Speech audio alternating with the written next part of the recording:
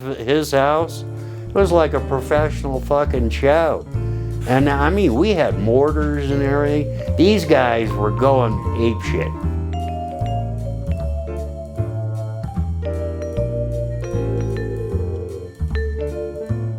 I really wanted to do this interview because you got stories. Lloyd Woodby. I know you as just this crazy old comedian that would talk straight to the crowd. He'd walk off stage before he even starts. This guy is, you took me as your apprentice, I guess. You don't give that attention to many people. Lusso, and that's it. All right, so exactly. So. Well, you got that quirky shit. If you hammered it out, you'd have something. I'm working on it. Yeah. Well, you got to realize, being a stand-up comic is probably one of the hardest things to fucking do. Trust me.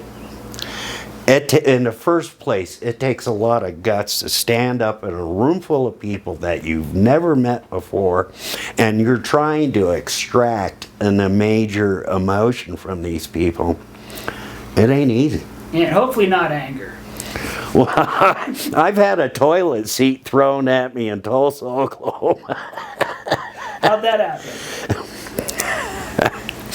It was called the Red Dog Lounge. It was a strip club, and in between strippers, they had a 5-minute set for comics. Okay. So this guy was heckling me, and I said, well, listen, you know, if I have to come off the stage, I'm going to kill the both of us. Jesus. So he copped an attitude, and he took off. And then right when I'm closing, here comes this toilet seat. Yeah. Did you touch it? What's that? No. One of the girls did, though. Oh, jeez. And this was a kind of strip club where teeth were at a minimal and stitches were fresh. Okay. Along with bruising and injection holes, you know, a fine facility. But it was a hoot.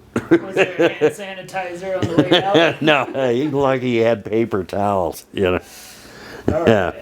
So, we're going to just try to go through this chronologically. All right. A bit about where you were born, your early family. I was born in Ulm, Germany, December the 6th, 1954. Matter of fact, the hospital where I was born at, Einstein was born there, and the lead singer from Steppenwolf, John Kay, was born at that hospital. No kidding. All right, so tell me about your parents. Well, I've never known my father, and he died. And then a man by the name of Lloyd Woodby hooked up with my mother and married her, and he adopted me.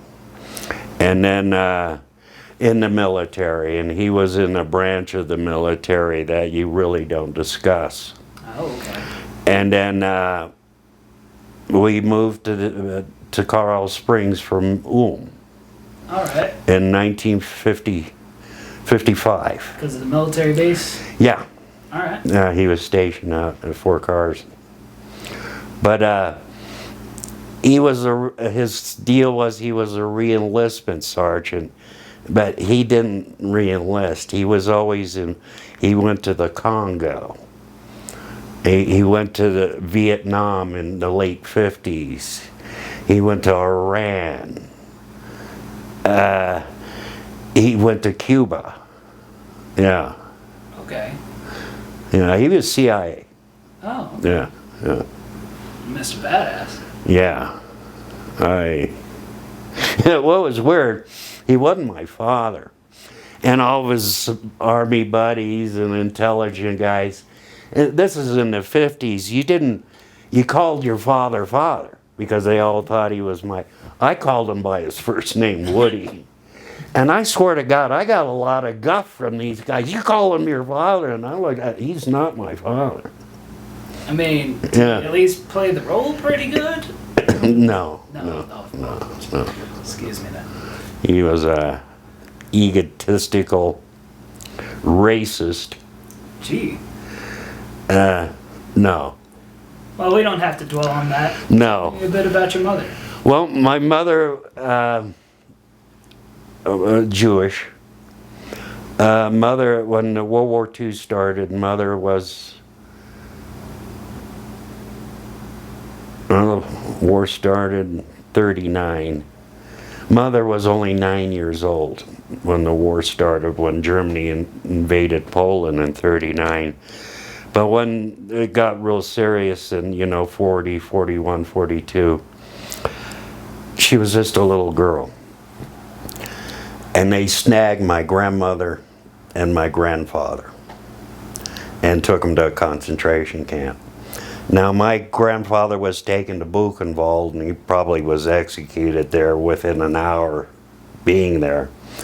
But they took my grandmother. My grandmother was a professor of chemistry at the University of Leipzig. Okay. Matter of fact, my grandmother was on the team that won the Nobel Prize in 1936 for synthesizing the oil molecule to make synthetic oil. Okay. Yeah. So I guess the Germans decided to keep her around. So she went to the Club Med of concentration camps called Theresienstadt, where she survived there for 2 years. The whole 9 yards, and the tattoo 77767 was her tattoo. And then also went through the sterilization process, which is not kosher. I wouldn't believe it to be. But she survived, but came from money, the whole family. So my grandfather was smart enough to realize the shit was going to hit the fan. So he had falsified papers for my mother and money for her to go to Spain once they got snagged. Mother saw it, the Gestapo grabbed him, mother hit to the railroad station and headed to Spain. And she rode the war out in Spain. Yeah. So, and then things were rough in Europe after World War II. So my mother was trying to make as best as she could and take care of a grandmother. Of course, the Russians were really good to my grandmother because our family home's in Leipzig was under Russian control. They gave her back. Them Russians, they're fucked now what they're doing. But them Russians took very good care of my grandmother. Matter of fact, they gave her back her house, and she lived in her house on the river. Yeah. Wow. Yeah. And she lived to be 99 years old. Congrats to her. Yeah. So Mom married Willard, or Woody, and moved to the United States. So I guess it's in our blood. Mother got into businesses. She used to sell night crawlers. And then Woody got into start selling cars on the side. So Mother got into the used car business. In 1964, Mother had 3 used car lots in the city of Colorado Springs. That must be good money. Yeah, well, she did all right until the internal. Mother kind of forgot you have to declare income. And so she had to pay a lot of money back, but that she got rolling. And what was really unique is my mother was the first woman car dealer in the state of Colorado. Hey. And she went to apply to get her dealer's license. If you're going to sell used cars, you got to have a dealer's license. Well, they said no. Oh. And she goes, how come? And their basic reply is, you're a woman.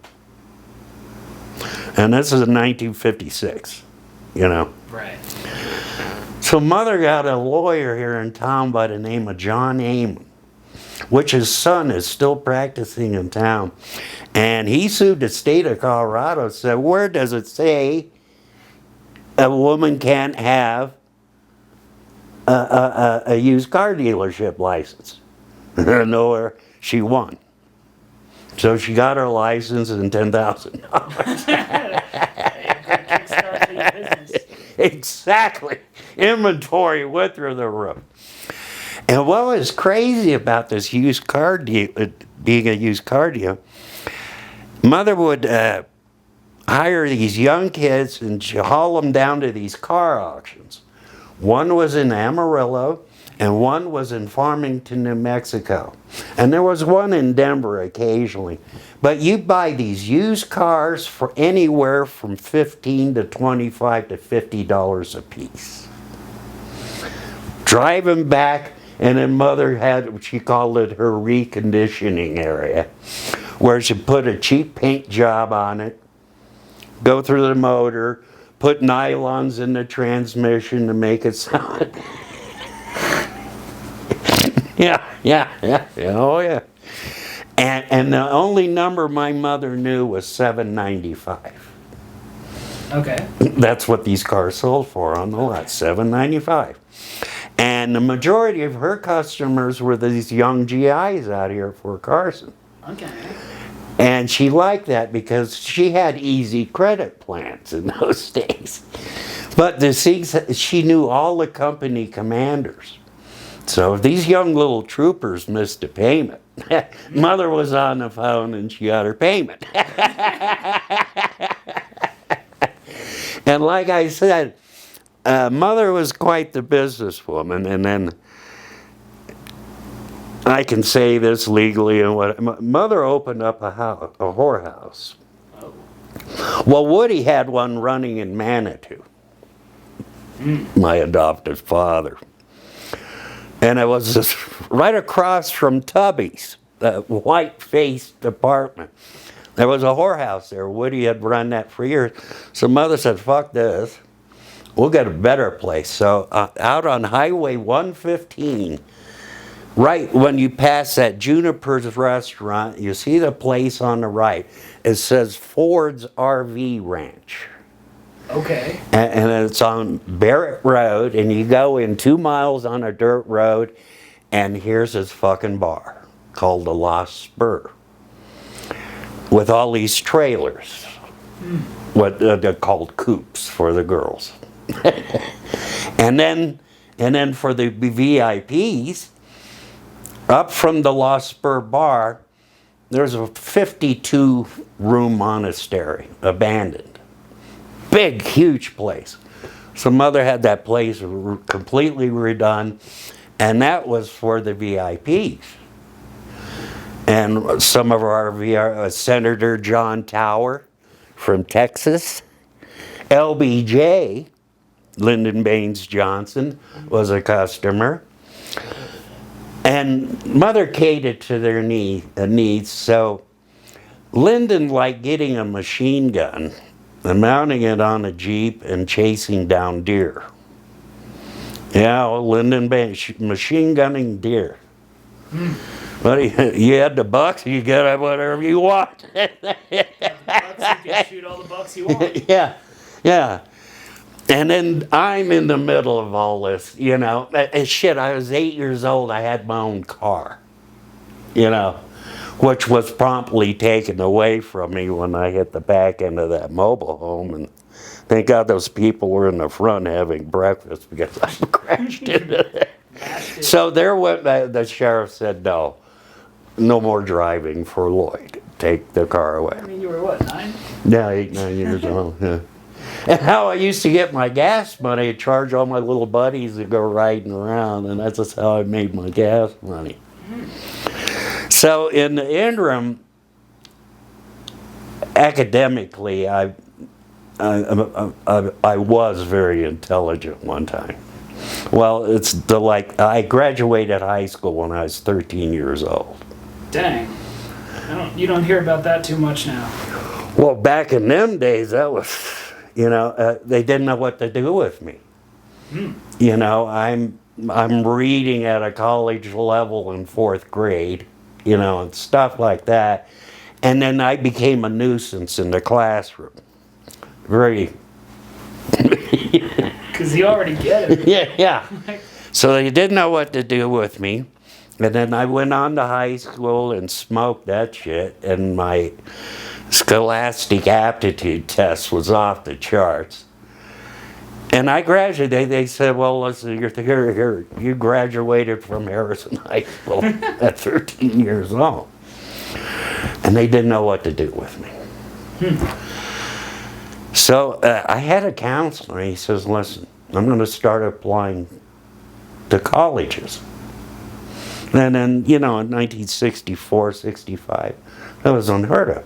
Well, there was certain cases, but it was kind of rare. So San Jose State in San Jose, California said, we'll take them. So mother sold the whorehouse, the car lots, and we packed off and moved to San Francisco. Now I'm telling you, in the late, 67, 68, it was quite a culture shock. I mean, from the whorehouse, but you wore cowboy boots. We all had horses, and then moving into San Francisco, you see guys riding a Harley Davidson wearing a muumuu. You didn't see that here in Colorado Springs in their days. All the houses were painted purple, And mother rented a house on Lombard Street, which is the curviest street in the world. And even in the days, that was $1,500 a month, which was huge money for her. And then right over the hill, you gone into Golden Gate Park. And then my whole life always had dogs. So I go walk my little dachshunds and my red bone hound. And I walk by this house, and here comes this shaggy-looking woman. She goes, you go to the park? And I go, yeah. Let me get my dog, and we get to walk. And it was Janis Joplin. Huh? Yeah.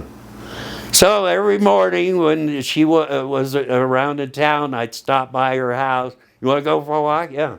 So I used to go walking dogs with Janis Joplin. What do you know? Yeah. And then she invited me to a couple of shows. And like I said, I saw the Animals at the City Auditorium, in 1966. But this was the Grateful Dead, the Jefferson Airplane, and it was a whole different deal, and I excelled. Well, that night she gave me a hit of ass, but other than that, yeah. Janis Joplin. Nice. I'd never heard that one. And then it just got a little pricey to live in San Francisco. So we moved to San Jose to a trailer park that was right next to San Jose State, right behind the Santa Clara County Fairgrounds there. So I started, this was the summer, so at the Santa Clara County Fairgrounds, they'd have what they called rock festivals. The 3-day events started Friday afternoon into Friday night. Saturday, all day Saturday, late into Saturday night. And then on Sunday, they'd start about 12 and go until about 5. And then, I saw Jim Morrison roll around on stage. Grace Slick bend over. She didn't have any panties on. And here I am with my 2 little dachshunds and my red bone hound. And there was one little particular woman that's looking at the dog. She goes, those look like little Irish setters with their legs cut off, long-haired dachshunds, because they were kind of rare in this country at that time. And that turned out to be Stevie Nicks. She was on one of the warm-up bands, because you're a 3-day event, you're going to chew up some bands. So during the lower hours, they put on these warm-up, and her and Lindsay was in a band called Fritz. And they were pretty good, because Mr. Buckingham can play the guitar. And then that little Stevie voice, and she's just a little thing. She's only like 5 feet tall. And then I saw her at other rock festivals, and we became friendly. So the day I went to enroll to San Jose State, she was going to San Jose State too. She was going to studying to be a teacher. And then she'd do her little rock shit on the weekends, you know. So I get to the dean of admission and everything. My mother's signing papers. He goes, well, listen, he's kind of young. He's 14 years old. He's going to have a student aid. Oh, I know exactly. And it was Stevie Nicks. She was my student aid. Oh, the guy with the hug. Yeah. And that started my relationship with Miss Nicks. That's cute. Yeah. So tell me a little more about Santa Cruz. Ooh. Well, I earned a master's at San Jose State, military history. I accomplished that in 2 years. Nice. Yeah. So I wanted to go to UCSC, the University of California, Santa Cruz, and do some oceanography and stuff. So we packed up, sold a trailer, moved up to Santa Cruz, California, with the beach and boardwalk and the pier and everything. So I started going to school up there. And that was a town. I was old enough then, and I had a car. I had Volkswagen and a Willys Jeepster and then a couple of motorcycles, you know.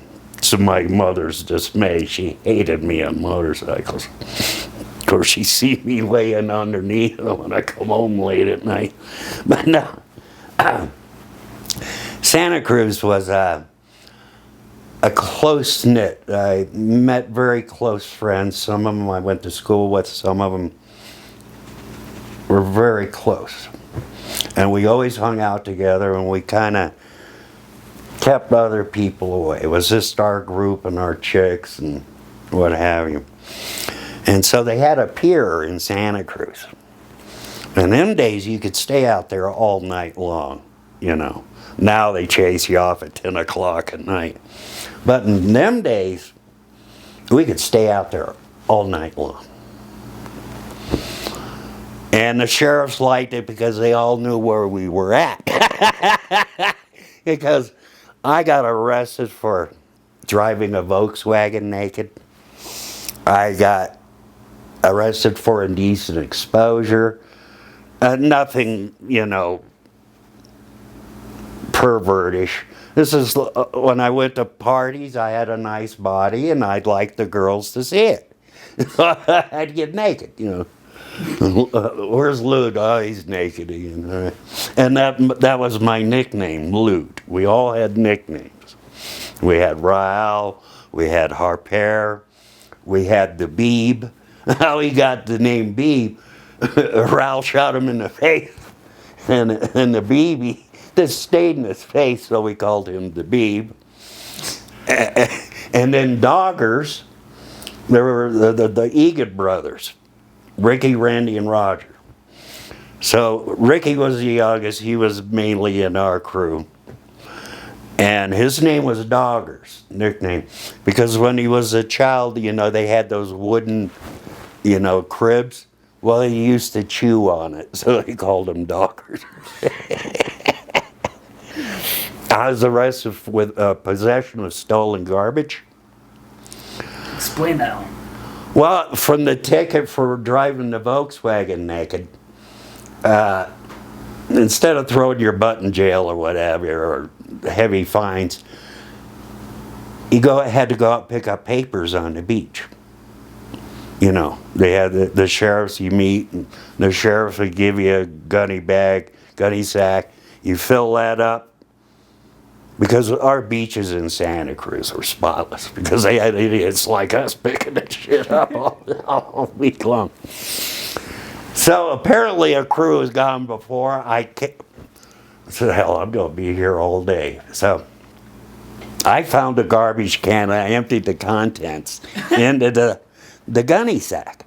So I run back to the sheriff. I go, hey, I'm heading out. He goes, no, no, you're not. You're under. They arrested me and handcuffed me and took me to jail for a couple of hours.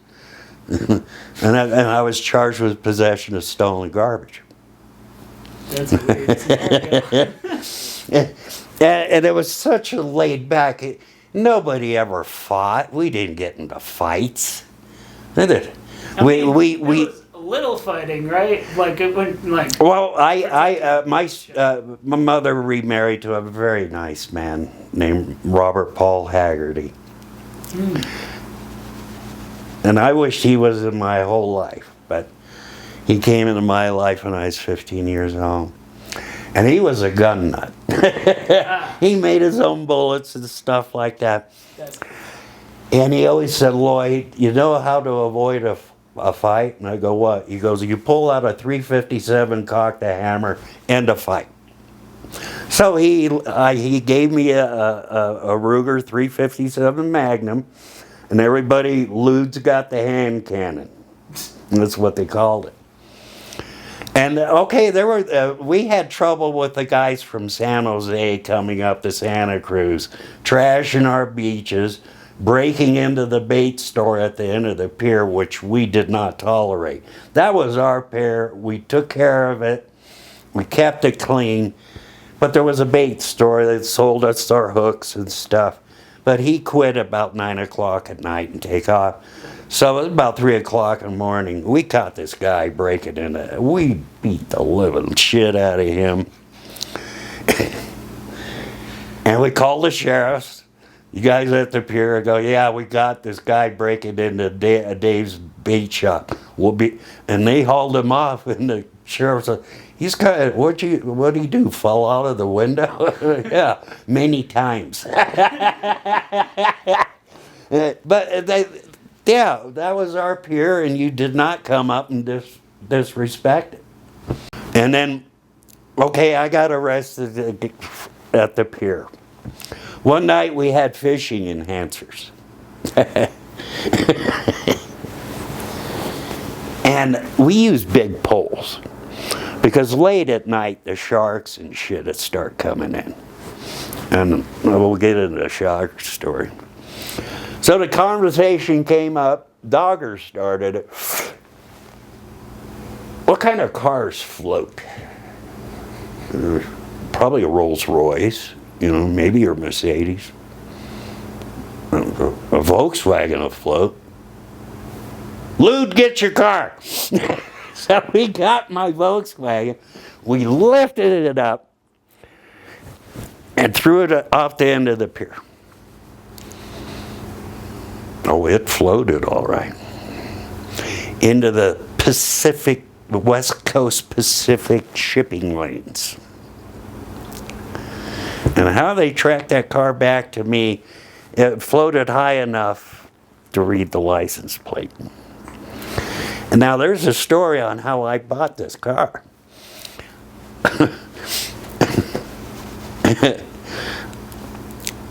What was his fucking Road Apple.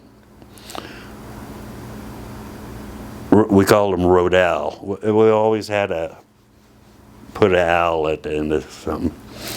So it goes, Lude, you always like, it was a 57 Volkswagen, the little window job.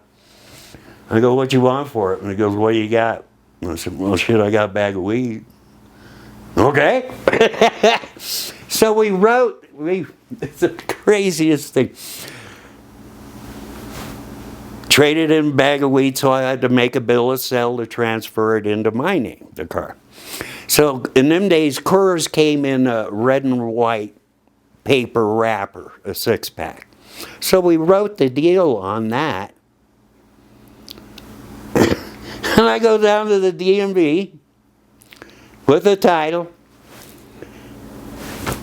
$11.60 later, I had my plates. And then the floating incident, and that's how they tracked it to me. I swear to God, these were federal guys, because it's apparently a federal offense to fuck up fish shipping lanes. Oh, that cost my mother $1,500 for me to get out of that. Jesus. Yeah. And I understand that Volkswagen made it to the Philippines, and a family of 6 is living in it now. Yeah. And there was and then my best buddy Rao, Robert Allen Ball, I call him Rao. We were rich, intelligent, bored kids. So we got into breaking and entering. Not in Santa Cruz, but in Marin County. And what's amazing, you could go to the city hall and get this microfilm. You ever hear of microfilm? And they put it on a projector? And we could pick the houses what we want. Now, you know, houses where the Grateful Dead lived at, or guys that were in big name bands, we didn't hit their houses. But they had the Gooch, Granny Gooch, those potato chip people, Sparklet's water people, Ghirardelli chocolate people. And they had these massive mansions. I mean, these houses. So we read up on how to be, well, called a second story man, you know. So we learned that you wore shoes bigger than your own size. And then when you get into the house, you do not damage nothing. But you leave little hints, like we smoked Marlboros, but we would leave Camel non-filter butts in the ashtray, because back then they didn't have DNA. And then Robert was an electronic genius kind of guy. He loved wire. So alarm systems were nothing. But a lot of these homes had Rottweilers and Doberman Pinschers. Now that got a little touchy, but I came up with an idea. I'm a dog lover, and dogs always were receptive to me. They had a product back then called Gaines Burgers. It was a dog food. And these things were wrapped up, they looked like little patties of hamburger. So I'd always have my pockets full of those things, and them dogs start charging at me, and I started handing out these goddamn Gaines burgers. And I'm flopping in the yards with the dogs, and the Roberts working on the wires. Then we get into the house with our big shoes, cigarette, you know. Always surgical gloves, though, because Robert's mother was a nurse, so always surgical gloves. So we get in the house, and rich people are stupid. The first places you check is a closet, shoe boxes. Go to the garage, they have those deep freezers, or the freezer in the house, and the toilet tank. Now, we never took personal possessions. I mean, I'd look like hell going into a liquor store with a 12-carat cocktail ring, or a pawn shop. We took the cash. In one house, we hit $33,000. A whole goddamn shoebox full. And we'd leave Marin County, we'd go across the Golden Gate Bridge. So we get rid of our gloves, get rid of the non-filtered Camels, throw it over. And what else did we do? Well, we got rid of all the evidence that couldn't even, you know. So we made a big mistake one night. We're in the house, we're looking at this picture. Like I said, we never took personal property, but we kind of fudged. You see, that'd look good in the garage, wouldn't it, Ro? Well, we had no idea. It was the Rembrandt's chalice. That sold in 2002 for like $28 million. So we took it. So we're leaving and getting rid of our shit. And it's 3 or 4 o'clock in the morning.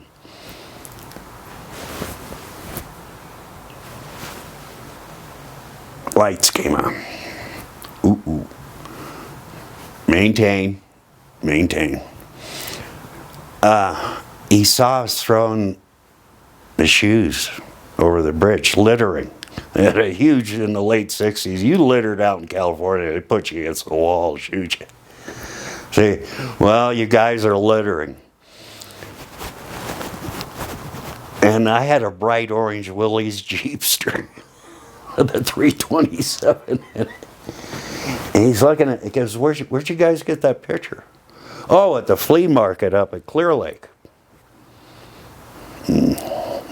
No.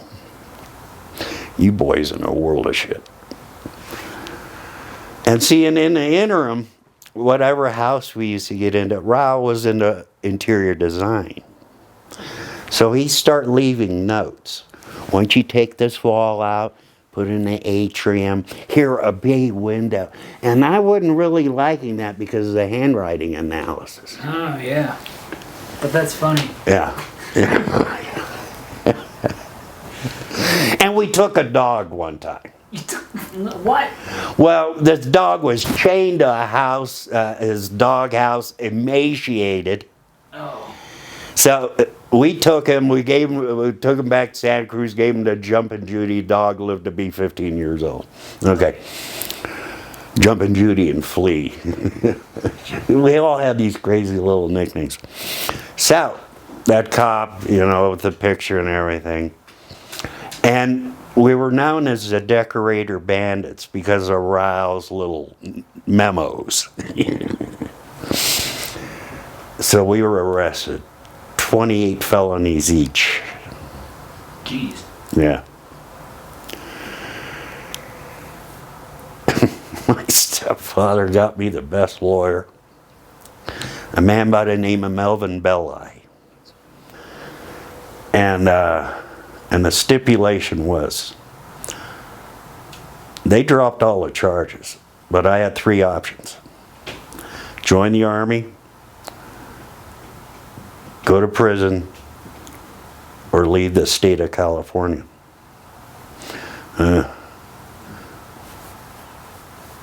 Bob had a job for me waiting in Las Vegas. My stepfather, yeah. So, yeah.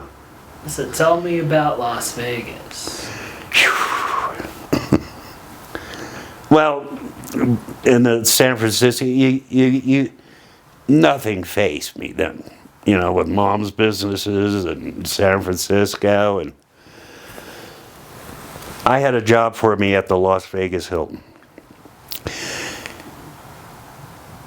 And it had just changed. It was known as the International, but it changed to the Hilton. Hilton bought it. That Hilton was built expressly for Mr. Presley, Elvis Presley, to perform at. Yeah. By a man by the name of Kurt Kerkorian. Beautiful place. And it wasn't on the strip. It sat off all by itself. And that was Elvis's house, you know. So what was cool, my stepfather was raised in the Santa Clara Valley. And when he was kids and the families and everything, the next door neighbors were the Paul Masson winery people. So when my stepfather was a kid, he used to babysit all the Paul Masson kids. So the older son was the food and beverage director at the Las Vegas Hilton.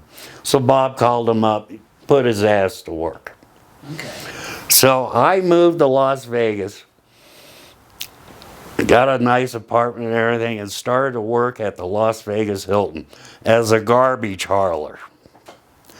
Graveyard shift from 10 to 6 o'clock in the morning. But what's more cool about in Las Vegas was it was union. So the hotel had to feed you twice every 8-hour shift, and you only worked 8 hours. And you worked 5 days in a row. Now split this, split that. Nice. But this garbage hauling, and I swear to God, my first night there, Mr. Presley decided he was going to shoot up the mirrors in his suite So we had to go out there and clean up the glass. My first night at work, I'm cleaning glass up. Because Mr. Presley shot that room up more than once. Yeah. So, and then I worked up, I became a porter. Those guys will walk around sweeping. And then to make the big transition, I became a dishwasher. Yeah, showroom dishwasher. I mean, you know, several thousands of pieces of silverware plates would come at you. So then I became, what do they call it? Well, the manager of the dishwasher guys, you know. Yeah. And then you always, you know, when you leave, you see these waiters standing at just wads of cash. I said, I want that next. So I went to Paul Mason and said, Paul, can I be a busboy? No problem. Graveyard shift coffee shop. No, I started from the bottom, worked up. So I was a graveyard shift busboy. And one of the this coffee shop it would compare to any fine restaurant in this city. So I learned my comedy chops late at night with the guests. You know, oh, I had them rolling, and it became apparent. Postcards were sent back to the hotel. Oh, we loved your hotel, but that bus boy in the coffee shop, he was a riot, you know. So I was, and then I became a runner, which is the boss of the bus boys, and then Dick Klein, the manager of that place, he said, Lloyd, listen, I see you work Thanksgiving. And I go, yeah. He goes, how would you like to go to Glenn Campbell's house? Because some of the stars, they didn't like staying at the hotel. There was a place called the Desert Inn Estates. These nice houses around the golf course there. Matter of fact, that house in Casino, where the plane lands, the FBI, that's on the Desert Inn Estates. So I wasn't even a waiter yet, and I was in charge of that party. I mean, it was all packaged. We shipped it over there and served it. And Glenn Campbell was such a nice guy. When we walked in there, he's caught off sitting on the back of the couch playing the guitar. Hey guys, how you doing? And it was for him and his family and the band. And we served him and candelabra, the whole 9 yards, you know. And he invited us to sit with him, have Thanksgiving Day dinner. You know. And that was my first, you know, hanging out with these guys then. Then I became a waiter. And the first thing you gotta do, you gotta go to the gourmet room. When you stand around, and all a waiter does, there's a front waiter, back waiter. Front waiter takes the order, gives it to the back waiter. He's in the kitchen, got to deal. Every one of these chefs are drunk off their ass. I mean, they're allotted alcohol. The fry cooks were given a case of beer. So toward the end of the evening, these guys are a little bitchy. So I hated just standing around. Because the busboys did all the work. Pull the plates, serve the water, serve the bread, all I did was take the order and serve the shit. And then collect the money. And open up wine and, you know. I hated it. I go, Paul, I want to go room service. Graveyard shift, you start next week. Always graveyard, I got to start graveyard. Now, room service was where it's at. You're moving, and you're making money. I'd leave that hotel, and we're paid $38 an 8-hour shift in those days. But I'd leave that hotel with $600, $700, $800 cash every fucking morning. Because I got off at 6.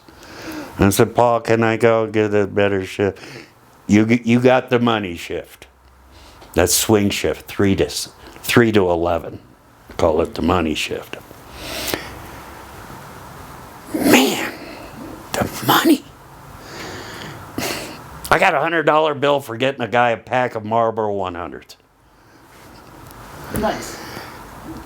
And then I became a captain. Now, I had to go to the union. And it was a very simple test. I had to tell between a Bordeaux and a Beaujolais. You got your captain's papers, they call it. So that entitled me to $106 an 8-hour shift. Plus, as a captain, I could eat anything that hotel had to offer, and a wine or what have you. So, this is 1974. The word got out. There was an Arab coming in. And he had money carriers from Saudi Arabia with money carriers. And I go, damn, there's a hotel's going, yeah. And his name was Abu Carter. So I'm sitting by the phone. Ring, ring, ring. My name is Abu Carter. I'm in Top Suite. I would like for you to come up, and I want to discuss things with you. I'm on my way, buddy. So I get up in the room, and the hotel, I can say it now, the hotel provided prostitutes, you know.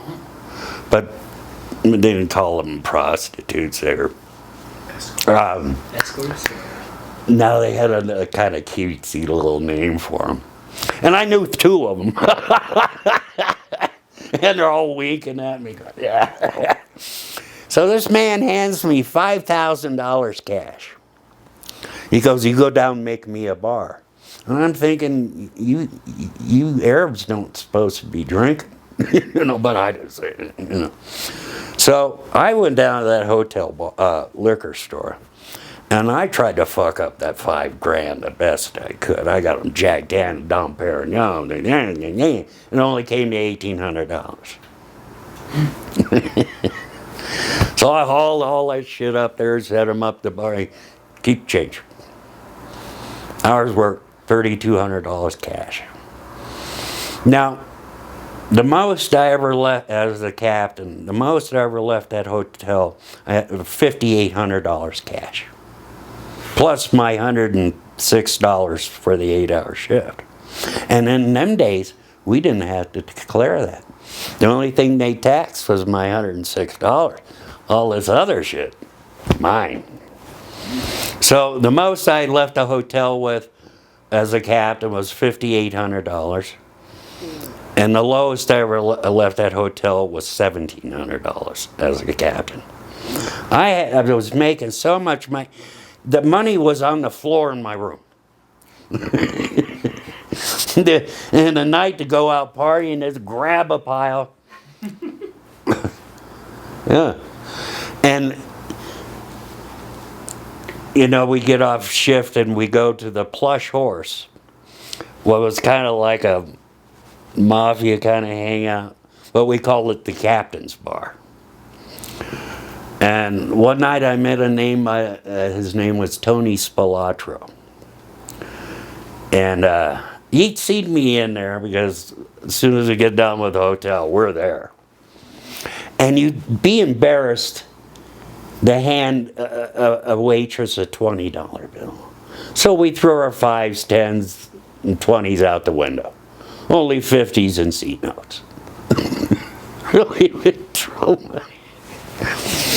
And they go into this place and you stack, you know, $4,000 or $5,000 in front of you, go take a leak or whatever. Nobody was going to fuck with that money. And the bartenders, and very pretty ladies, these women were probably knocking down $150,000 a year in there, this being a bartender in those days. So Tony and I became talking buddies. I know what he was. He knew that, you know.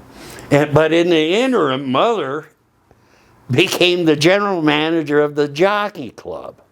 Well, it was across the street from the Aladdin Hotel. It was a private resort hotel.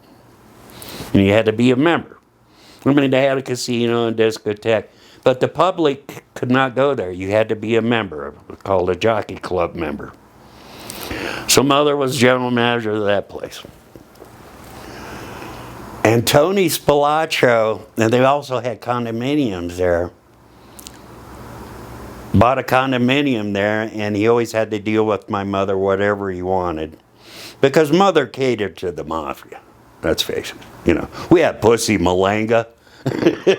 Mom invited him to one of our parties, old Pussy. Yeah, he wore this ID bracelet, and it was 7 carats worth of diamonds that said Pussy.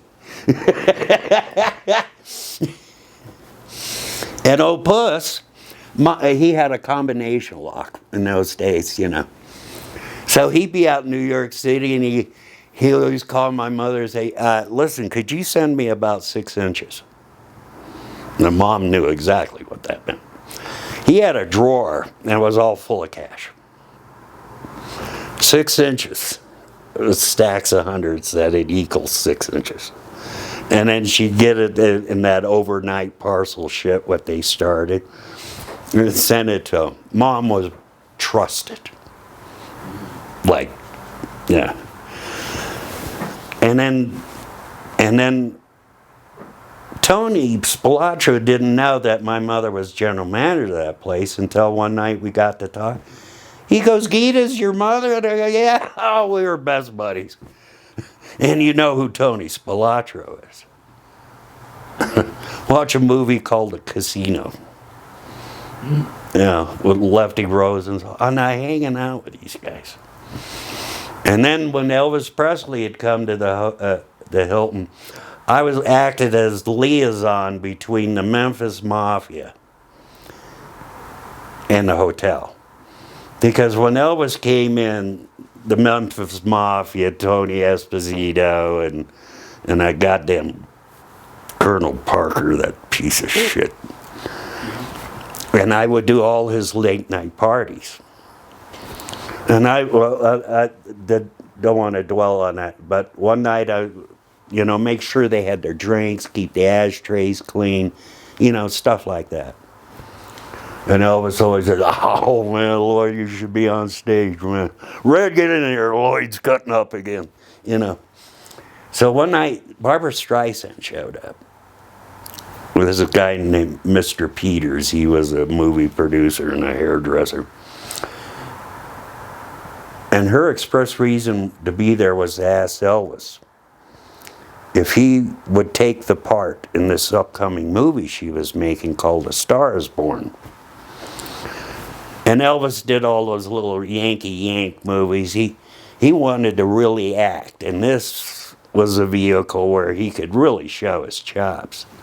But Colonel Parker said no.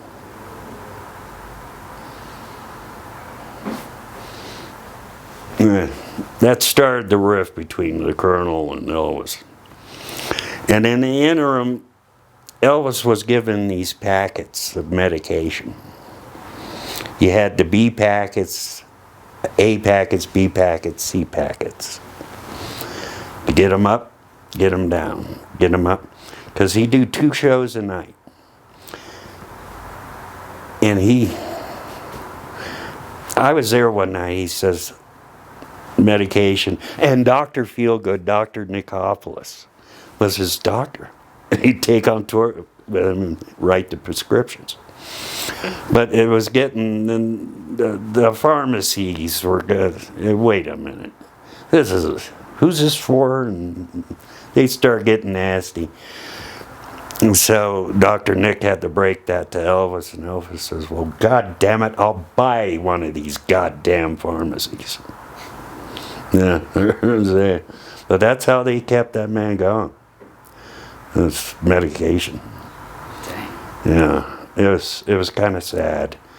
And then I saw him when he was He was really I'm hetero, you know, I'm not gay. My boyfriend is, but I'm not. But he was really a handsome man. And every time he came back, he looked a little worse, a little heavier. And then he had his little daughter, Lisa Marie. A spitting image. I mean, him and his daughter, little Lisa Marie. So Lisa Marie couldn't gamble, but what the hotel did, they put a whole bank of slot machines in her room so she could play the slots, and I'd bring her up dinner or lunch or what have you. She was the sweetest little girl, but yeah.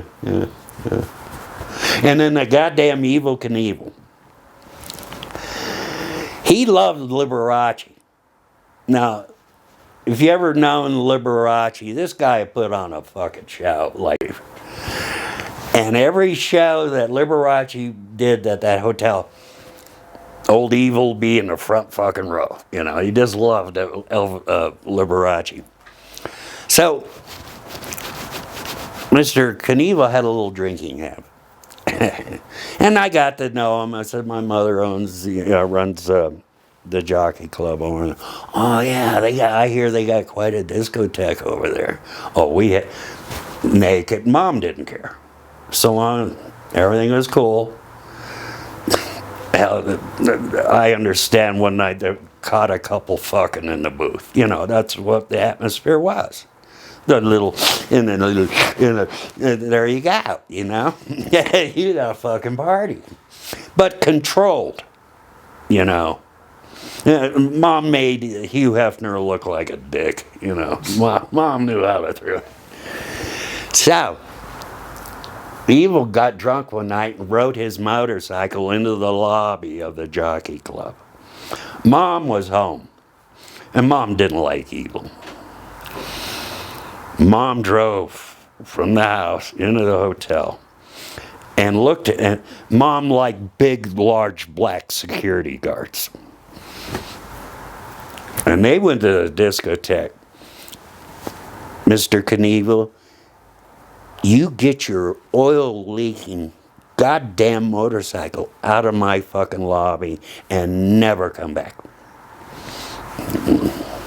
By then he was too drunk. So he called him a cab and he put his bike on the sidewalk in front of Yeah. And then it got to the point I wasn't happy. I had all this action, I got gonorrhea 7 times. I mean, I got more ass in a rental car in them days. But I wasn't happy. But I always had a love for motorcycles.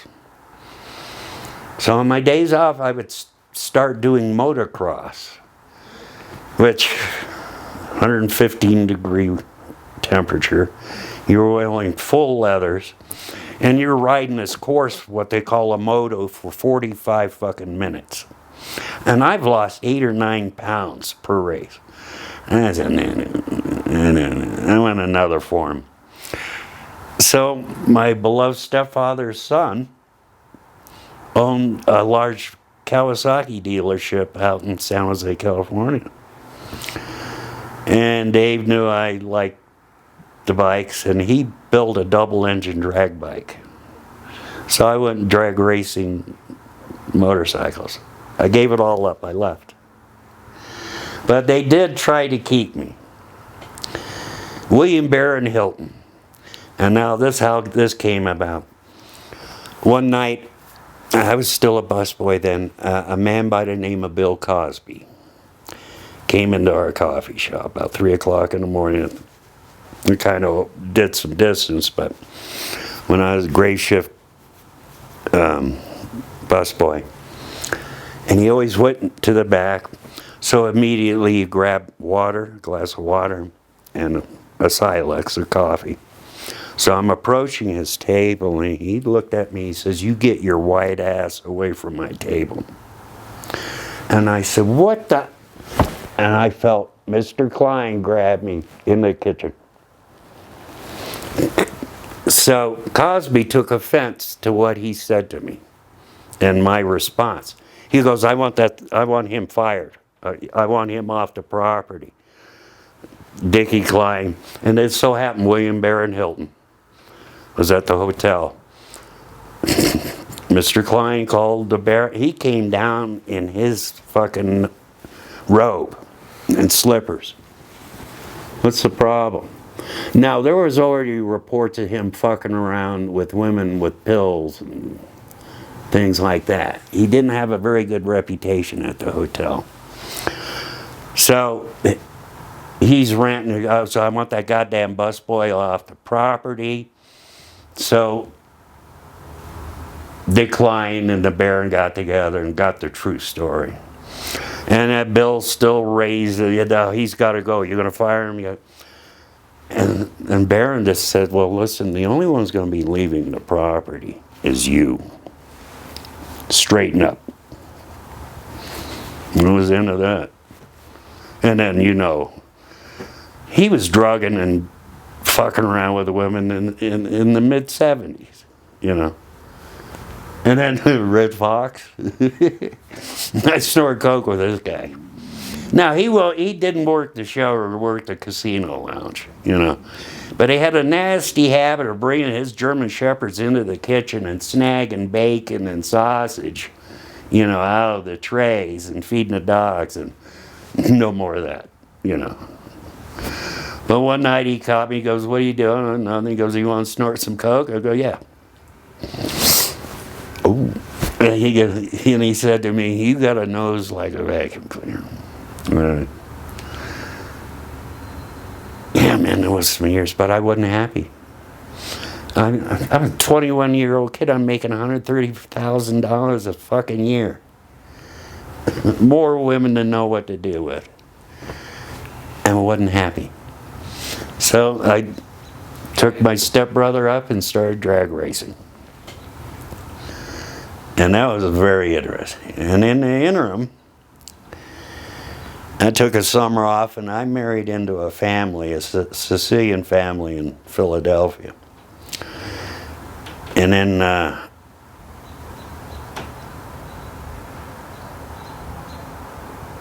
well, they sent me to New York, and then that's how I met her. Her name was Shelley. For a last chance before make things nice for me, so I didn't go motorcycle racing. Because they won't groom me, you know. Because I was told that I was going to end up managing that hotel. But, so, last-ditch effort, they sent me to the Waldorf in New York City, where I was a dining room captain there. And the money and the nightlife in New York City, I thought Las Vegas was hot. Oh, Jesus, you know. But I got tired of that. And I called Dave up, build a goddamn thing. I met a woman and we're going to get married. So we moved to California. Back to Santa Cruz.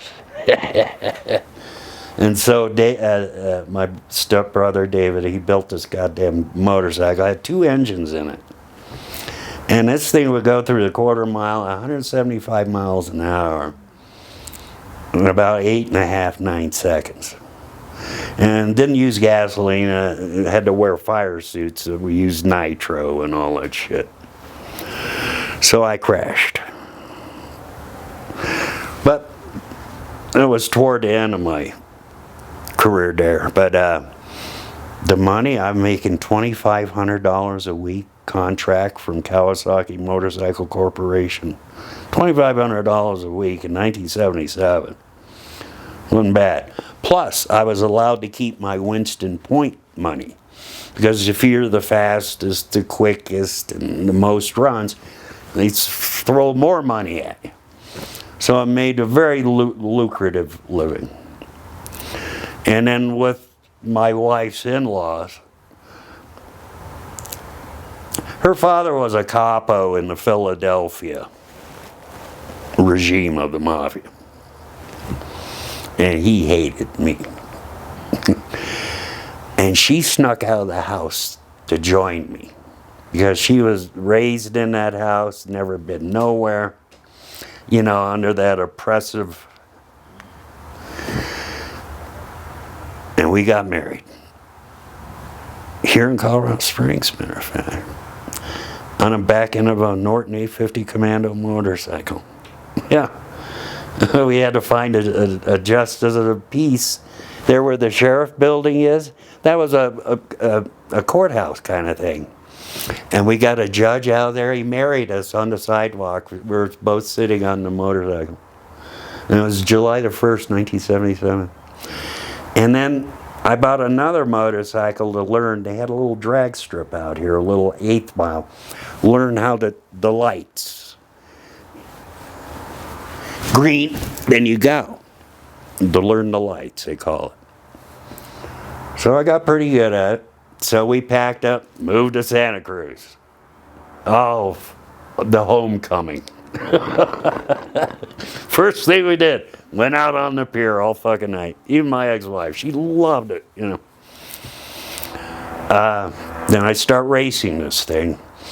And my ex-wife, because this is dangerous as hell. Everyone who did top fuel drag bikes in those days, they busted their ass and they got severely injured. So my ex-wife would ace bandage my ankles, my knees, my elbows, and my wrists. So when I do start tumbling, they won't snap off. Yeah. So it was July the 12th, 1977, Fremont Motor Speedway. I made it through. The front end collapsed. And I started tumbling. They estimated I hit the ground at about 170 miles an hour. Now, I've broken bones. I mean, I had 29 fractures.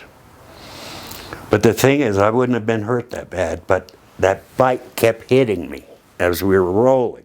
If I could have gotten away from it, I would have been all right. But what had happened, my hand went through the sprocket and chain and tore my hand off. Isn't that cool? And the NHRA had a thing called the safety safari. That whatever equipment you lost, they'd get it. And so the helicopter was there. And they put my glove on my chest. And my hand was in that glove. Jesus. And they flew me over to San Francisco General. And I was in a coma. I had no idea what was going on. And they went ahead and I had no say in the matter. So they reattached my hand.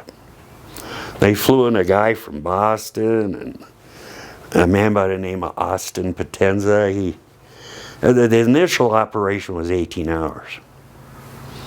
And at that time, I was the 25th person in the world that had a major extremity cut off and reattached. And it stuck. But between you, me, and the fence post, they should have left it in the glove. Because this hurts. And it's going to get worse, and the circulation is starting basically to rot. Yeah, and these are the only things that really work on it now. But I carry it well for years of hiding it. There was a period where I was in a cast for 5 years. Jeez. They changed every time, but for 5 years I wore a cast. Thank God they came up with those fiberglass jobs. Because those old plaster ones, my ex-wife had more dents in her head than me. Yeah. But it was the fault of the track. It gets hot out there up in Fremont, across the bay from San. It start rippling. And every time we went through it, we're complaining. You got a roller, smooth that out. They wouldn't do it. And then it snapped the front end, and I won $1 million. All right. The lawyers got 30% of that. That leaves $700,000, right? All right, the state of Colorado and the state of California and the Internal Revenue Service came in and took half of my 700,000. So that leaves 350,000, right? Well, my ex-wife divorced me. She got half of that. So I wound up with a 6 months drunk and a nice home in Strawberry Hills. Paid for. All right, that's enough of that. All right, cool. So, we had one brief period in the at the Broadmoor before the pinnacle of your career. Well, I healed up enough after the 77 accident where I did like food service, you know. It was fun, and the money was good. You know, easy money. Didn't have to think, just be cute and thank you. Yeah. So William Barron Hilton wrote me a resume that'd bring tears to your eyes. So I strolled up to the Broadmoor one time. And you don't go through the employment office or human resources. You look up the boss man, in which the hotel maitre d' was a man by the name of Henry Quintana.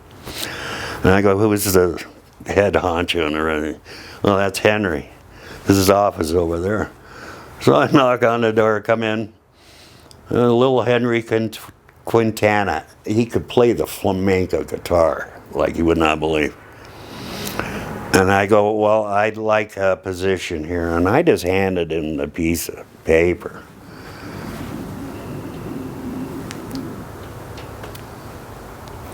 When can you get a haircut?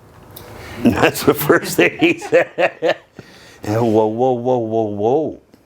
Now, hang on. Because they had split shift shit where you had to go in the morning and then come back at night. No, bullshit. And that's why I said, whoa. I come from a union town, and if I'm going to work here, we're going to do it my way. When can you get a haircut? So next day I showed up and tuxedo. I'm a room service captain. Yeah. Oh. And one of our guests was Robert Plant, the singer from Led Zeppelin. His lovely wife stayed with us for a week. They loved it up there. And then I was given Bob Hope for a week. I just stuck with him. Every function he had, I would serve. I'd go golfing with him, and that. And then every night there was always a gala going on for him. And I'd always have his table, and then he'd start sniping at me, making comments. And one night, he goes, you guys know, Lloyd's a horticulturist. And they're going, well, what do you mean? Lloyd grows some really good marijuana. And I went golfing. The next day, one of the guys goes, you got any? You could not, you know. Yeah. And then probably the pièce de résistance is my last few months there. Betty Ford, the president's wife, she was up there drying out. And I was the only one allowed to serve her. So I'd sneak her up cigarettes, and I always bring her breakfast, and we'd sit out on the terrace. She's in the Devereaux suite. They had a terrace there, you know. And I'd be sitting with her, we'd be having coffee and cigarettes and everything. And this was probably the worst. I still feel bad about it. She was the nicest lady. And she always left notes and letters to Henry. Oh, Lloyd's a godsend, all this other horseshit. So she was going to have a little function. So I had to use another Garadon. So I grabbed one of the bus boys out of the dining room. Unsuspected. This kid, biggest celebrity he ever been around, was Blinky the Clown, you know. And he was nervous. I go, what's wrong, kid? I'm nervous. Don't worry about this. So we got the Garrett on the elevator, and off we go, and I'm knocking on the door, and this kid's actually shaking. And I thought I'd say something funny, and I said, Betty, open up the fucking door. I got your scotch and quaaludes out here. So the kids started laughing, you know. Secret Service heard it.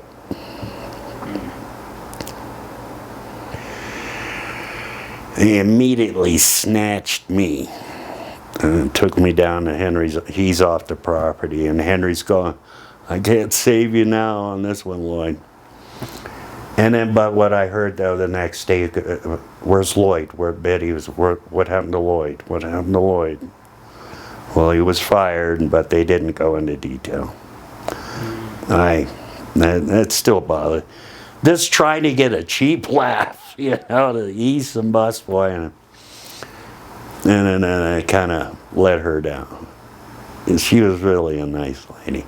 Alright, so we're back from our little break, and we wanted to at least give at least a fair chunk of time to talk about your comedy career, because the Loonies Comedy Club that we know of today used to be Jeff Valdez's Comedy Corner. And it wasn't even that building at first. No, it was on the strip mall on Union and Platt.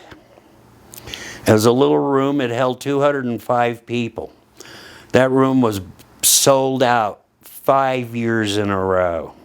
Every fucking show, 205 people.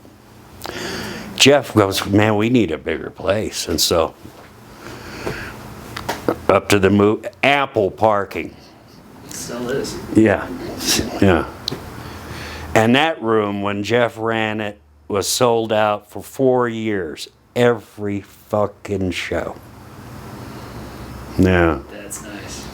But no, how I started becoming a comedian, all through my restaurant years, my guests would always say, Lloyd, you're in the wrong business. You know, when you have Elvis Presley, oh man, you should be on stage somewhere, buddy. You know. So after I healed up from the wreck and the debacle at the hotel, I went in. They had an open mic at Valdez's Comedy Club. They advertised it, but the stipulation was, you had to go 4 weeks of workshops before you got anywhere near that stage. No, and it weeded out a lot of people that have no business being behind a microphone. So I made it through because I had that quirky, the first time I was allowed on stage on a Sunday, the open mics, the workshop would be first and the open mic.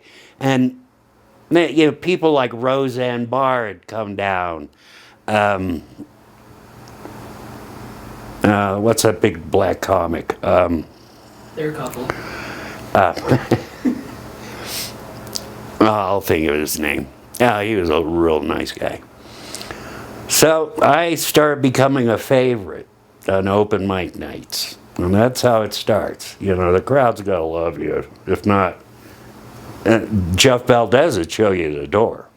If you didn't get any laughs, you know, you were shown the door. So, but I must say, my first open mic, I wore a tuxedo on stage. And I had a garden hoe. And I looked at it and I said, well, listen. My wife's a hoe and she don't look like this. So, and then I would stop and then take out pill bottles. Take it, you know, shit like that. And then writing and then I got to the point then I was started offering to go on tour. And at that time, the head comic, you know, they always have your prize, you know, club comedian, was a man by the name of Matt Morris. And I started comedy. I was 32 years old, and that's kind of late, starting comedy, you know, I guess. Matty was only like 25 or something like that. So he took me out on tour my first time. And he showed me how to be a road comic. And his first thing he says, Lloyd, this is fun. I mean, where in the world do you go? People will give you money. They stand in front of them, make them laugh, and then all the women and drugs and pussy you want. I mean, all the free food, you know. So him and I worked the Southwest. Well, there's a book by the name of Ron Perea. He was the agent in New Mexico. And we worked Route 66 from Illinois all the way into California, all the one-nighters along there. Because like I said, we didn't work clubs. You didn't get paid worth of shit, and you're there all week, except I kind of liked it because I made buddies. But then after a while, then you got to leave them, and then you feel bad. So one-nighters was it, you know, for me. So Ron Perea would string 14 of these things together for us. And it got to the point where we'd lose the opening act. Maddie and I could cover the hour and a half. Well, I do a half hour, Maddie. I see Maddie do an hour and a half himself, you know. Brilliantly funny, man. Brilliantly funny. But he had a little drinking problem. But I never really start affecting his shows and 6 years into us touring together, it started, you know, showing up. But in the interim, though, we had more goddamn fun. You know, just get in a car with a pile of money. And like I said, we got rid of the opener. So basically, we're making $10 a minute in 1988, 1989. $10 a minute, you know, on the road. Nice hotels, motels, you know. Few hotels every once in a while, but. And the people, and you hit these small towns, and after the show, hey, I own a restaurant. Before you guys leave, come in and, yeah. I had a guy walk up, hey, you want to fuck my wife? And I go, well, what do you got? Bring her over. You know, it was like the county fair. She had a blue ribbon on her. You know. I went home with him. But no, it's just all kinds of shit. Here, I'll tell you a story how much fun this was. We were in Clinton, Oklahoma, just going in to get some gas. So we saw this bar. And I didn't drink then. I did not drink a lick. So we got into the bar. The guy goes, listen, I'm getting ready to close. And the first thing out of Maddie says, you don't understand, sir. We have cash. So Maddie put a big pile of cash down. We got to talking. What you guys do? We're comics. He goes, really? Yeah. Maddie and I look over. They had a little stage thing on. So why don't you call some people? We'll put on a fucking show right now. And lo and behold.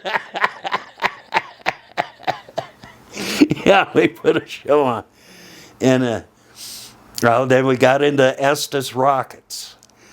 During the day, we'd sit around, build our rockets. And we go shoot them off, you know. You know, something to do. Because you're on stage for, you know, in the room for an hour and a half. What are you going to do the rest of the day, you know? Build rockets. And gotten more goddamn, we set a field on fire in Farmington, New Mexico. You ever been to Farmington, New Mexico? Don't go. We did a place down there called the Wagon Wheel. A big sign over the door says no motorcycle emblems, no motorcycle colors, no motorcycle nothing. Maddie and I walked in there, there's 20 naked, pissed off bikers. We killed them. Wherever we went, we slayed these and all the local, and we were doing this long enough, those people were waiting for us. Because we come back every month or so, Yeah. And I got to the point, when's that Maddie and that guy coming back? Yeah. We did Lake of the Ozarks. It's called the Lake of the Ozarks Retreat Resort. And Ron says, listen, this might be up your alley, Lloyd. Understand the Gambino family uses that place to launder money. No shit, all right. So we get over there, and it's a great gig. It's a Thursday, Friday, Saturday gig. And the Lake of the Ozarks, we're given our own boat and a guide to show us where the bass and shit are. And then, but the first day we showed up, and I go, oh, and we're supposed to meet a man by the name of Tony. Who would have guessed? And we got talking with him, and he goes, I got your fishing poles out in the trunk of the Cadillac. So, and I go, Matty, with this mafia. And he goes, how can you tell? Well, the 45 automatic in his slacks kind of gave me a... Not because that was standard apparel with my in-laws, you know. Right. So Maddie's smart ass. Tony opens the trunk of that Cadillac, and Maddie says, God, you could have 4 bodies in that. And Tony gave him a look. All right, smart boy. You better be fucking funny tonight. And we were. We slayed him. Yeah. But no, it was run by the Gambinos. They laundered money, and then I got to talking to Tony, who I married. He goes, no shit. I know Banana. That was my father-in-law's name. Angelo the Banana Zanetti. Philadelphia outfit, you know, under the Bruno regime. He died in Atlanta Federal Prison. But he threatened to kill me one night. And Angela. We're going to get back to marriage. But no, we had more damn fun on the road. And then, like I said, Maddie started getting unreliable. So I took a gig. You ever been to Rock Springs, Wyoming? Don't go there either. Out in the middle of nowhere. But I heard it was a pretty wild town. So I showed up. My hair was even longer than this, and I had tie-dye t-shirts, so I walked off in a place, a big corner place. But first thing you know is bullet hole in it. I mean, this place has been there since like 1882 or something. So there have been plenty of gunfights. So there's bullet holes all in this rock building, you know, 2-story. So I walk in the place, and the first thing I notice, they're all wearing guns. You know, sidearms. In a bar. You know, it's not really a good idea. But, you know, Wyoming, since then, that don't happen no more. But back then, so this guy comes out behind the bar. He goes, I can tell you're one of the comics. I go, yes, I am. And I said, what's the deal with all the guns? And he looked at me, he says, you better be goddamn funny tonight. Which I was. Nice. I ended up snorting coke with the fucking sheriffs.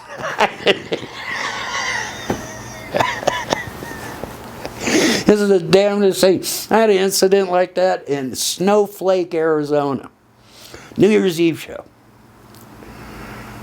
I'm checking out the room. I always check out the room way before even people's in it, so I can get my bearings and see shit on the wall you can make fun of, get cheap laughs, you know.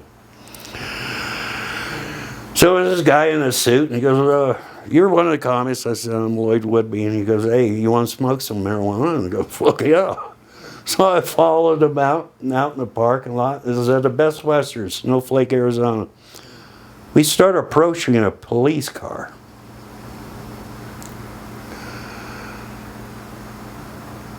And he goes, get in on the other side. And I go, oh, fuck. They got me now.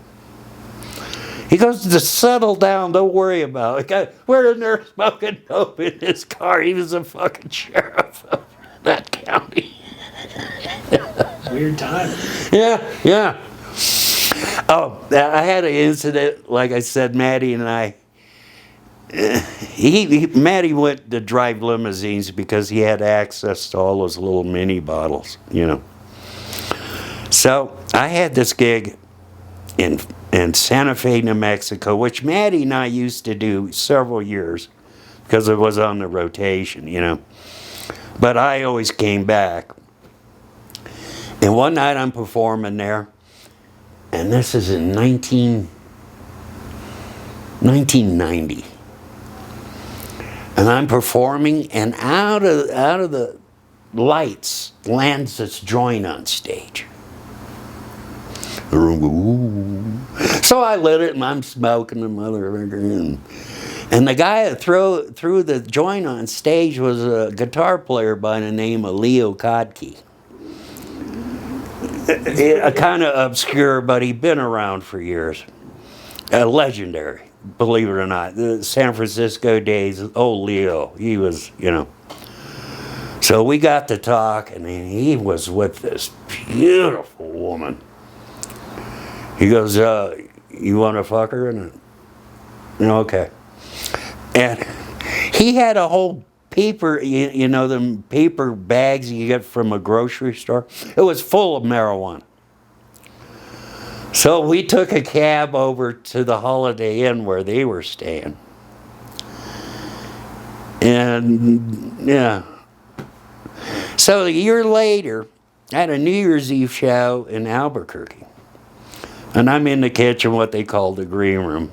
Big place. Hell, there was 480 people in this New Year's Eve thing.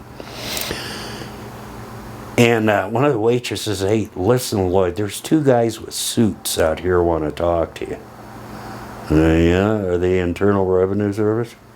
I don't think so. So they came in and he goes, are you Lloyd Woodby? And I go, yes, I am. He goes, we're from the Albuquerque Narcotics Division, and we don't want any of those antics that you had a few months ago at Santa Fe taking place on this stage because you will be arrested. All right, no problem. So during my set, they're standing up against the back wall. So I told the crowd what went on and how they approached me. Oh, they start throwing shit at these guys. They left.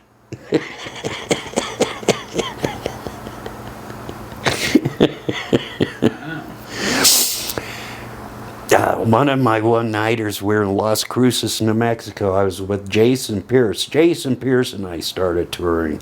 But Jason would, if he had a bad set, he'd start crying. But he had a nice car, so, you know. And he was a good cat, you know. But a couple of times he started crying. I go, there's no crying in comedy, man. You bid it, you do better the next night. We're down in Las Cruces, New Mexico. We're at the Hilton in Las Cruces. Oh, it's just a smoking show. We're killing. Then all of a sudden, these cops come in. Stop the show, stop the show. What had happened, from the hotel, you could see this bowling alley. What had happened, somebody or some buddies went in there and shot, execution style, 8 members of this family that owned this bowling alley. And they locked that fucking town down. The guests couldn't leave. So the Hilton was really cool, and I got to talking to him. You know, I worked for the...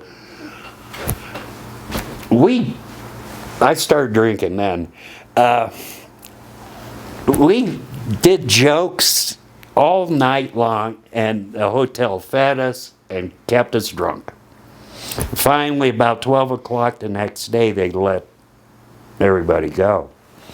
But that was one of the hairiest deals, yeah. And they still had, to this day, had not found out who did that. It's still a big unsolved case in New Mexico. Yeah. Now, I want to finish off with one, and then I'm done. I want to ask ask about a couple of the names at least. At least okay. like a quick quip for each one. I was going to do Wanda Sykes. Okay, tell me about Wanda Sykes. Well, we had moved up to the Loonies. And God, this is in, I think, 90, 91. This first time Wanda's ever been out of Los Angeles doing comedy, you know. So Jeff heard some good things and brought her in as a middle act, you know. And, you know, it was a whole different vibe, our club, compared to the cutthroat, nasty shit out in L.A., you know. And she was pretty nervous and everything, and then she was gay, you know. That's another thing you know. So we were sweet as pie, and we had a comedy condo, so our headliner lived in Denver, opener was low. So she had the whole condo to herself. She liked that. And then we were nice to her. What would you want? You want to go drinking with us after the show? You want to do this? You want to do that? And about the second night, she loosened up. And she looked around and she goes, "Can you get any weed?" Oh, I grabbed the phone. How much you want? It'll be here. You know. And so by the end of the show, an ounce was given to, and it was given to her. You know, Jeff picked it up. You know, it was given to her, and then the next day, Mr. Hippie Man. That's what she called it. Oh, and we had a ball. Then we take her out drinking, take her to the strip clubs, and yeah, she was part of the crew. And before she almost started crying when she had to leave. She goes, "Man, I had the best time, and I heard about you guys. You're the most friendliest club." But it was really cool. And, "Hey, Mr. Hippie Man." Oh, she was a riot, though. She was really funny, you know. But that was her first taste of on-the-road comedy, coming to us. Yeah. That's nice. Yeah. Oh, Sam Kennison? Sure. Oh, it was one of them. How it worked at the club, at Jeff Vazquez's club over there on Union. Sam was a preacher here in town. Did you know that? He was an Episcopalian preacher. He was a preacher. I didn't know he was here. Yeah, in the church next to the Palmer High School. Yeah. So he had a gig at the Pikes Peak Center. He was here for a few days.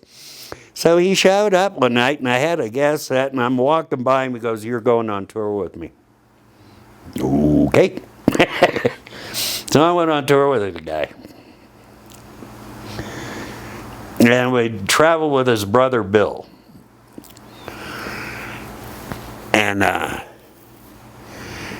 this man had an insatiable appetite. You know, alcohol, cocaine, what have you. And we'd be doing shows, and he'd be laid out in the green room. I mean, laid out.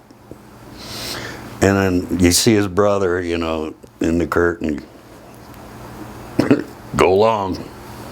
Go along. I'm getting him up.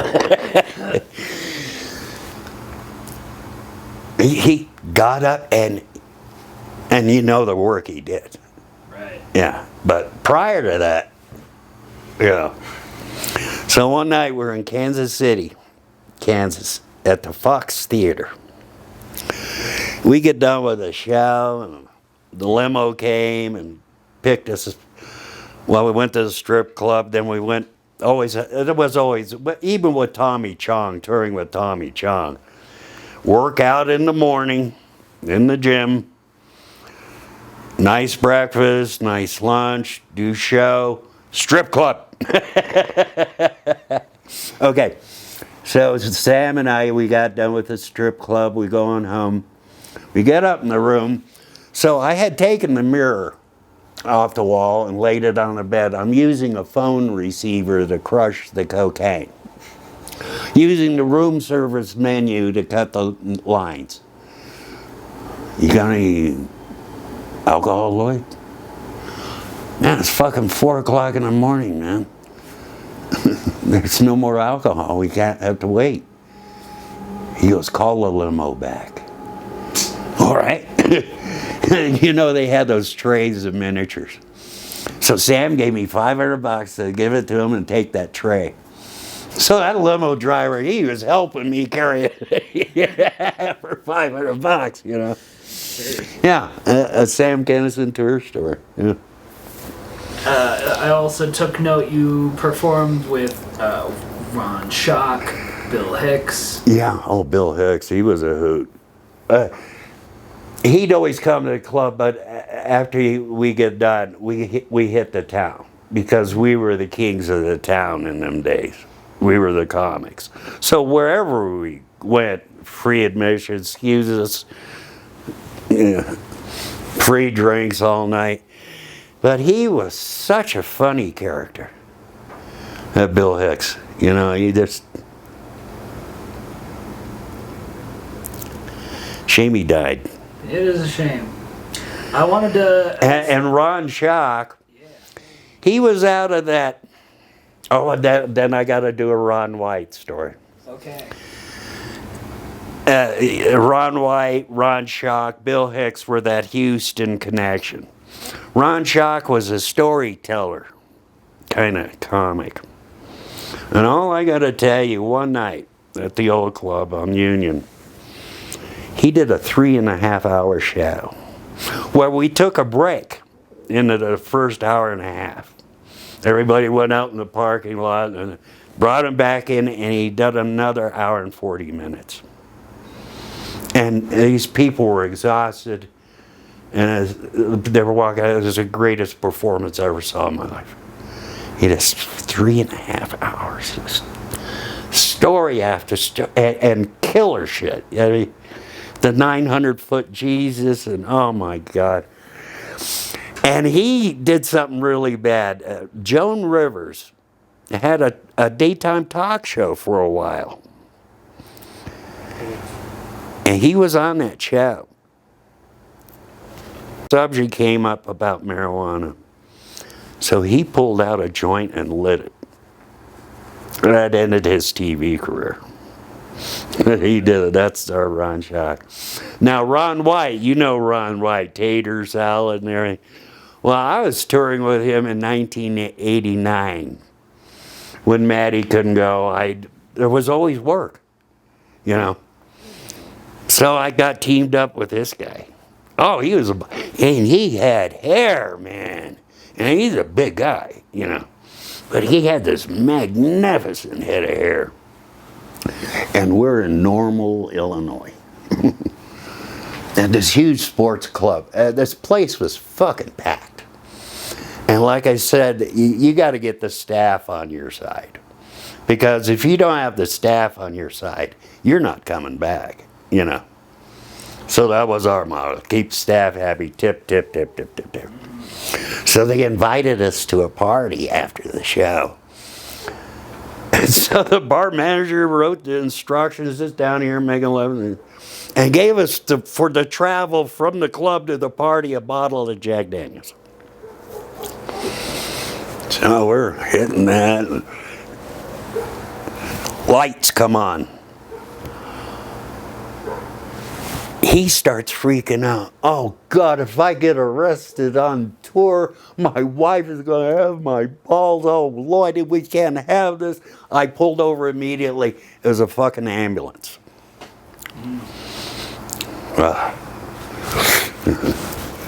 So I get back going. We make a right here. Lights again. Ron, this ain't an ambulance this time. So he started into the spiel. Oh, God, now we're going to get it. Open container, you got an ounce. And oh, my wife, she's going to divorce me. The cop comes to the window and says, gentlemen, I'm going to write you a ticket. And I said, I bet you are. So I handed them all. See, when you tour, you can have your license, registration, proof of insurance on a paper clip. hand it, as soon as he comes in, hand it to him. It eliminates a lot of bullshitting and a lot of flashlight time, you know. So he goes back to the car. He's in fucking tears over here. No, if I can't make a phone call, here's my wife's number. Guy came back, he goes, listen, I'm writing you a ticket for being conscientious drivers. What do you mean? Well, you immediately pulled out of the way of that ambulance without creating any problems. We have the safe driving, courteous driving campaign going on here in Normal. Now in the morning, you take your ticket to the city hall and you'll get $15 for being a conscientious driver. So we made it to the party. I got him straightened up, you know, wiped his eyes, you know. Oh, we had a fucking ball. Hell yeah. And when we showed up at that city hall, but we got our $15. Can I beg you for one more? What? At least that quick, because you also performed with Tommy Chong at Jeff Valdez's. Yes. And that's the new building, right? Yes. Well, he used to come into the old club, but he liked it better, bigger, you know. So old Tommy and I hit the strip clubs immediately. So he's there Friday and Saturday, 2 shows Friday, 2 shows Saturday. But Thursday night he was already in town. We went to the strip club. And we invited all these strippers, you know, come see the show. Second show Friday. So they all showed up, you know. And Tommy and I are just in the seventh heaven. Now, Jeff Valdez had a rule in the club. No drugs in the club. You guys go out by the dumpster, but no drugs in the club. I'll throw your ass out. Because we're always threatened with being thrown out. You know, so to keep us on our toes, you know. So we took all them girls up to the green room, up the stairs to that first door. That was the green room then, back in them days. So they start smoking joints, and we're smoking joints, and we're signing tits. And the door opened up, and there was Valdez. Lloyd, get out here. Ooh. So he goes, you're gone. You know the fucking rules. And then I stuck my head in it. Tommy, he's throwing me out. It's bullshit. If he wants me to do a show tonight and 2 shows tomorrow, you're staying. That really pissed Valdez off. Because we had to open up the side doors to accommodate people in that room. Yeah. So I got to stay and sign more titties. Nice. Now I'm done. Yeah, it sounds like you had a really adventurous life. Like, not even just your comedy career, but a lot happened leading up to that. Well, my mother raised me, well, life is to be lived. After what she went through, cutting up dead horses to get something to eat, you know, as a child, you know, grandmother, grandfather, you know, her parents, you know. So her did go for it, basically, you know. Life is like a box of chocolates. Yeah. Oh. Yeah. All right. We'll rip off Forrest Gump.